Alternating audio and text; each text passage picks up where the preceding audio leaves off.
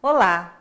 Dando sequência ao encontro anterior, hoje falaremos sobre técnicas de trabalho em grupo, definição, características e utilização, como incentivar a participação ativa dos alunos. Começaremos desse modo abordando as técnicas de trabalho em grupo e suas características, definição, estratégias e sua utilização em sala de aula. No segundo momento, estudaremos como incentivar a participação ativa dos alunos.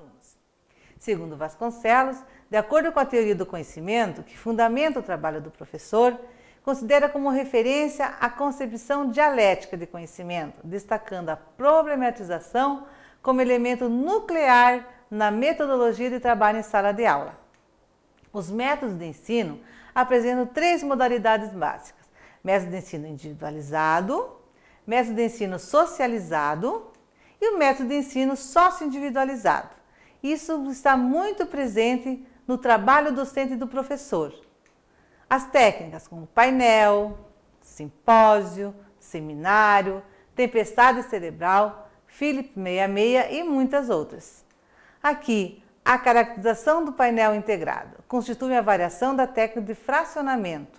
O grande grupo é dividido em subgrupos que são totalmente reformulados após determinado tempo de discussão e o professor, junto com esse grupo, ele vai estar explanando o conhecimento, dentro de forma com que o grupo possa estar reelaborando, estudando de forma dinâmica um conteúdo.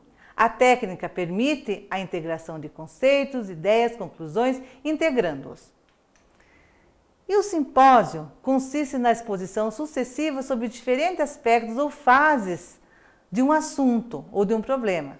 Geralmente, o simpósio, ao final do simpósio, o auditório poderá participar em forma de perguntas. Então, o professor faz de sua sala de aula um auditório. Então, realmente, alguém explana um assunto e depois abre para questionamentos. O seminário é um grupo reduzido que investiga ou estuda intensamente um tema em uma ou mais sessões. Eles fazem um planejamento recorrendo a diversas fontes originais de informação. É uma forma de discussão em grupo de ideias, sugestões, opiniões. O seminário é uma técnica muito utilizada pelo professor. E nós temos também uma caracterização do encadeamento de ideia, que é o brainstorm, tempestade cerebral, que é a discussão com grupos entre 12 e 30 pessoas sobre um assunto já trabalhado, com todo o grupo, possibilita recordação agradável, estimulante e exercício mental. Então, o que um lembra daquilo, uma palavra, um questionamento, e ali todos podem estar participando. Essa técnica também é muito utilizada pelo professor. Então, nós temos aí a discussão, do Philips 66, que na verdade consiste no fracionamento de um grupo numeroso em pequenos grupos, a fim de facilitar a discussão. E essa técnica, esse método, provém do fato de haver sido um método denominado, difundido por J.D. Phillips, e por serem em pequenos grupos formados por 6 pessoas, por isso a discussão 6, o 66. E essa técnica é muito também utilizada pelo professor, porque ele permite que um número maior de pessoas possa estar trabalhando com um dado assunto e sem inibições, que todos participam, e também o professor pode estar colaborando nessa técnica.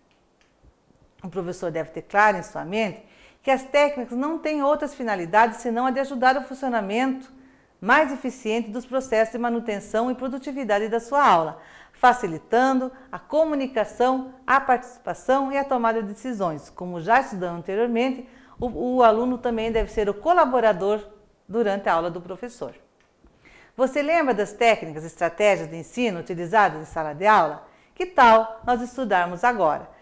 Veja, o professor sempre está se integrando pelas técnicas. Então, a estratégia.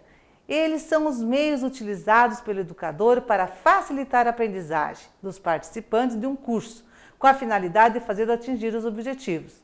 Então, veja só, a estratégia ela é extremamente importante.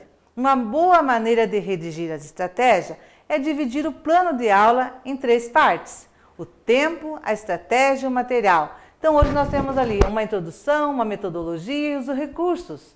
O tempo deverá ser discriminado em cada fase, calculado o mais corretamente possível, de acordo com o preenchimento do período de aula previsto, dando segurança ao professor. Então, veja, o trabalho docente requer sempre o quê? Uma estratégia, porque ele tem que ter o tempo para que possa estar transmitindo o conhecimento para o aluno. Você já parou para pensar que, além de dominar os conteúdos, as técnicas de ensino é também necessário manter a participação ativa dos alunos? Vamos ver como isso é possível. Os resultados positivos de cada uma das técnicas dependem não só de como elas tenham sido utilizadas, mas também de por quem o foram, né? Como esse trabalho em grupo pode ter sucesso na transmissão do conhecimento. Então aqui nós temos algum gráfico que coloca, né, o A, o B e o C. Em uma situação de ensino-aprendizagem, 3 padrões principais de comunicação e interação entre professor e alunos podem ocorrer num dado momento. Então nós temos a comunicação unilateral, comunicação bilateral e comunicação multilateral do professor aos alunos, do professor com os alunos e entre os alunos e o professor. Então ali nós temos a letra A, o B e o C, são os gráficos que demonstram essa comunicação. Padrão A, como já colocado, representa uma educação tradicional. O padrão B representa o começo de diálogo, onde o desnível do professor do aluno é diminuído, embora não eliminado. E o padrão C que traz um sério desafio, porque é uma participação dos alunos e do professor, dentro da disciplina, das discussões, para que os debates sejam suscitados de forma que todos possam participar. Tá? No transcorrer da atividade grupal, realiza-se espontânea ou deliberadamente certa divisão de trabalho pela qual os membros assumem funções diferentes e complementares entre si. Então, se a gente pode voltar aqui, então o C, o padrão, é realmente desafiador. Então, nós temos aí, nos nossos próximos encontros, mais esclarecimentos sobre como nós dominamos as técnicas de trabalho e eu espero vocês. Muito bem, encerramos aqui esse encontro e aguardo vocês no próximo. Até breve!